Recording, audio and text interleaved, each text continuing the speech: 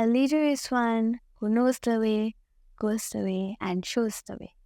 Hello everyone, myself Yashaswi Koyala, all the way from Kathmandu, Nepal. Before talking about leadership, let me share one stanza of Bhagavad Gita which hits my brain often and often.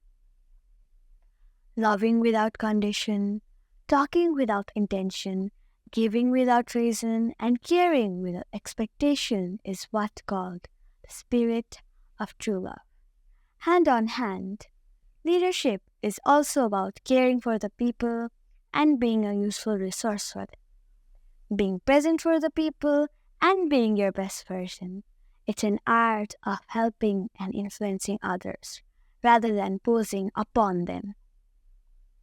So, I choose to believe in leadership as a choice rather than a position. I live in a nuclear family with my parents. My grandparents live far away from us in the village. Few years back, after the tragic death of my grandmother, my grandfather was deeply shattered. He had a separation anxiety. They were together from their early childhood and separated at the age of 78. Anybody could feel the pain of their separation. A year ago, he was diagnosed with severe depression. He is very much scared of the darkness. He wants all his family members to enter the house before the sun sets, which was not always possible for all. Last October, he visited our place for some time. As I knew, communication is the most important skill any leader can possess.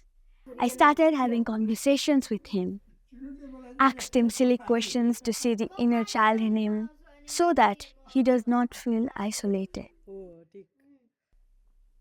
I wanted to know the root cause, so I became his friend and asked, Bua, do you ever feel like we don't understand your feelings or thoughts?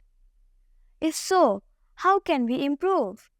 What actions of ours have led you to know that we love you and we care about you, etc., etc.? Questions like this served as a compass, helped guiding me to gain valuable feedbacks from him so that I could identify the areas of improvements so that he feels genuinely loved and cherished in a more supportive and nurturing environment.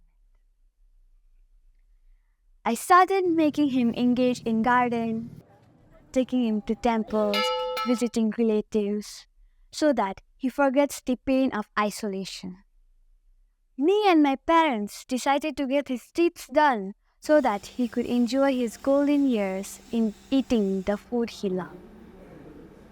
My parents were so proud of me for taking care of those who take care of them. It was so heartwarming to see him smile.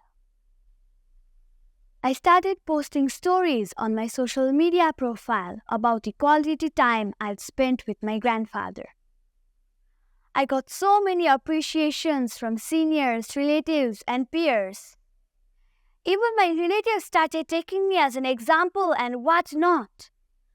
To my surprise, few days later, one of my friends posted a story of her hugging her grandmother, whom she kept distance with. My works must have left some spark of changing the mindsets of people that senior citizens are not a burden. Instead, they are a blessing. So that's why I always choose to believe in leadership as a choice to always be humble no matter what. Thank you.